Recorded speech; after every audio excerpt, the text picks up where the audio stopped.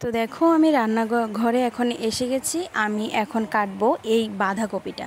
তো সেটা তোমরা আগের একটা ভিডিওতে দেখেছিলে, যদিও আমার এই ভিডিওটা মঙ্গলবারের ভিডিওটা আমি দু একদিন লেট হয়ে গেল, কিছু করার নেই। মাঝখানে আমি ব্লগ দিয়েছি, সেগুলি তোমরা দেখে নিও। আর এই ভিডিওটা আমি আজকে পোস্ট করছি, তো ভয়েস ওভারটাও আজকে দিচ্ছি, যার কারণে। তো আমি এখন বাঁধাকপিটা প্রায় কাটা হয়েই গেছে। তো এই ভিডিওটা কিন্তু সহজে তোমাদের দাদাভাই আমাকে ভিডিও করে দেয় না, আজকে কি যেন মনে হলো একটু ভিডিও ধরে দিল আর কি। তো দেখো আমার এখানে বাঁধাকপি কাটা হয়ে গেছে, আর অংশেরও এখন আসার সময় প্রায় হয়ে গেছে। তো চলো ঘরে যাই। এই যে দেখো দেখতে দেখতেই অংশ এসে গেছে। অংশ তো আসলে ছোট, কিছু খেতে পারে না। ওদের বাড়ি থেকে পায়েস আর কেকটা না দিয়ে দিয়েছে বক্সে করে। আর অংশের ফ্রেন্ডেরই তো বার্থডে ছিল, তো এই জন্য অংশের এই টিফিনটা দিয়ে দিয়েছে। আর আমি বলেই দিয়েছিলাম যে অংশ কিন্তু ভাত খাবে না, তো এই জন্য অংশ আর ভাত খায়নি, ও চলে এসেছে বাড়িতে। এখন ও পায়েস খাবে নাকি। তো এটা হলো পরদিন সকালবেলা। আমি সকালবেলা আমি তোমাদের সঙ্গে কি দেখা করব, সে সময়টুকু আমি পাইনি, জানো তো। এই যে দেখো আমার ঘরের কি অবস্থা, কয়েকদিন ধরেই বলছিলাম না ইঁদুরের উৎপাত শুরু হয়েছে, ছোট ছোট বেশ ইঁদুর হয়েছে। এই যে দেখো কি অবস্থা করছে এই ওয়ার্ড্রপটার ভিতরে। তো আমি এখন কি করব, এই সবগুলি ভেবেছি সব জিনিসপত্র আমি আবার ধুয়ে নেব, ধুয়ে অন্য জায়গায় রাখবো আপাতত। হ্যাঁ, তারপরে এই ওয়ার্ড্রপটা পুরোটাই গুছিয়ে ফেলবো। যেহেতু এটা প্লাস্টিক আর কাপড়ের, সেহেতু আমি এই ওয়ার্ড্রপটা পুরোটাই গুছিয়ে ফেলবো কিছুদিনের জন্য। আর যদি পারি নতুন একটা কিনে নেব, ওই যে কি বলে না বয়েল কাট না কি বলে, যে ওইটার একটা কিনে নেব। আর না হয় একটু কষ্ট করে চলতে হবে, কিছু করার নেই, জানো তো। এই ইঁদুরের উপদ্রব কমাতে গেলে আমি ভাবলাম যে এটা আমার করতেই হবে। জিনিসগুলো একটু কষ্ট করে রাখতে হবে, কিন্তু এই ওয়ার্ড্রপটা আপাতত আমার গুছিয়ে রাখতে হবে।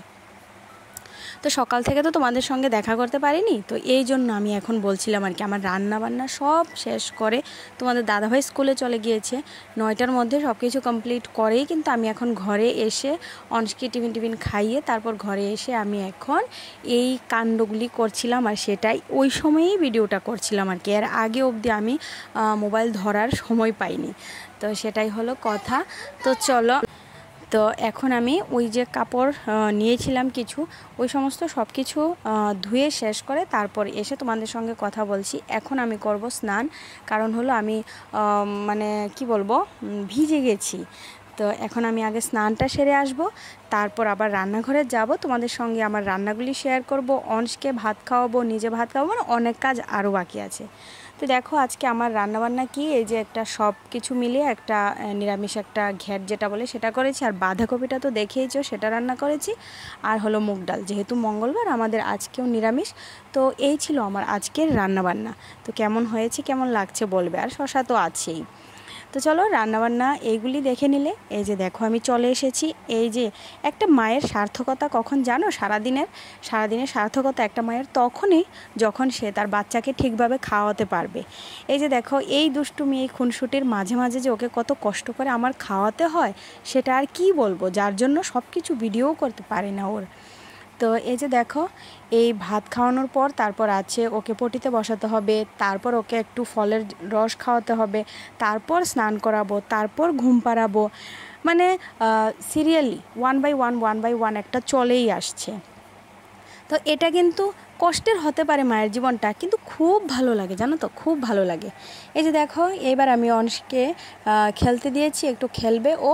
তারপরে যেহেতু ফলের রসটা খাই, তো আমি এখানে চুলটা শুকোচ্ছিলাম, কারণ চুলটা ভিজাই ছিল, জানো তো। ভিজা বেঁধে রেখেই কিন্তু আমি একের পর এক করেই যাচ্ছি।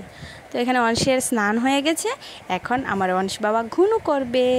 দেখেছো এখন 12:30 মতো বেজে গেছে, এখন অংশ ঘুনু করবে। তারপর ঘুম থেকে উঠে আবার শুরু অংশের দুষ্টুপনা। আর অংশের ঘুম তো বরাবরই কম।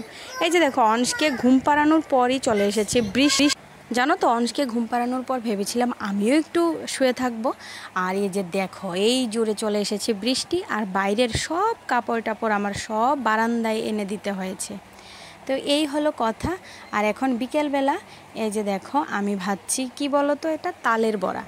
তো তালের বড়া কি বলে, কে কে পছন্দ করো অবশ্যই কিন্তু কমেন্টে জানিও। কিন্তু যে দেখো বিকালবেলা এখন ভাবছি তালের বড়া, কারণ আমাদের বাড়িতে আজকে আছে কি বলো, পদ্মা পুরাণ, যেটা আর কি মনসামঙ্গলের পদ্মা পুরাণ যেটা, সেটা। তো সবার জন্যই বানিয়ে নিচ্ছি। আজকে পদ্ম পুরাণে তালের বড়াও দেওয়া হবে। তো এটা সিম্পল তাল, নারকেল, চিনি, সুজি, ময়দা এই সমস্ত কিছু দিয়েই কিন্তু মাখা হয়েছে আর বানানো হচ্ছে। এই যে দেখো আমার এই তালের বড়াগুলো কেমন লাগছে দেখতে, তোমরা কিন্তু অবশ্যই আমাকে কমেন্টে জানিও কিন্তু, আর কে কে পছন্দ করো তোমরা অবশ্যই কিন্তু বলবে। এই যে দেখো আমি বড়া বানাচ্ছি আর তোমাদের সঙ্গে একটু তোমাদের দেখাচ্ছিলাম আর কি। তো দেখো প্রায় সন্ধ্যা হয়ে আসছে। এখন আমি এই বড়াগুলি বানিয়ে না একদম রান্নাবান্নাই শেষ করে ফেলবো, কারণ এখন প্রায় বেজে গেছে 7টার মতো বেজে গেছে। তো এখন আমি বড়া বানিয়ে ভাতটা রান্না করে একবারে স্নান করে এসেছি, যেহেতু অনেক মানুষ আসবে তাই জন্য সন্ধ্যাবেলায় রান্নাটা সেরে ফেলেছি। তো এই দেখো অনেক এখানে করছে দুষ্টামি, আর আমাদের এখানে হচ্ছে পদ্মপুরাণের লোকজন এসে গেছে, আরও মানুষ আসবে। তো এরা সবাই কীর্তন করছিল, বেশ ভালোই লাগছিল। আমিও প্রথমে কিন্তু শুরুতে কিন্তু আমিও ছিলাম, আমিও অনেকক্ষণ করতাল বাজিয়েছি। তো আমার এগুলি তো আর ভিডিও করার মতো কেউ নেই, তো তাই জন্য আর ভিডিও করতে পারিনি, তোমাদের দেখাতেও পারিনি। তো প্রথম যখন শুরু করেছিল তখন কিন্তু আমিই করতাল বাজিয়েছিলাম। আর এখানে দেখো এই যে বই পড়ছে, এটা কিন্তু আমার শাশুড়ি মা। তো আমাকে বলেছিল বই পড়ার জন্য, আমি যেহেতু নতুন আমি সেরকমভাবে পারবো না, আমি বললাম যে না আমি করতাল বাজাই, আমি বই পড়তে পারবো না, তোমরাই পড়ো। তা এখন আমি ওদের জন্য চা করব, কারণ 10:30 বেজে গেছে। তো মাঝে মাঝে একবার এদের চা দিতে হয়। তো এখন আমি চাটা করে নেব, ওদেরকে চা দিয়ে দেব, তারপর আবার কয়টা বাজে শেষ হতে সেটার কোনো ঠিক ঠিকানা নেই, কারণ পদ্মপুরাণ অনেক রাত হয়, প্রায় 12টা 12:30টাই বেজে গিয়েছিল আর কি। তো এই যে দেখো আমি এখানে চা বসিয়ে দিয়েছি। তো চলো আজকের ব্লগটা আর বেশি বড় করছি না, আজকের মতো টাটা বাই, সবাই ভালো থেকো।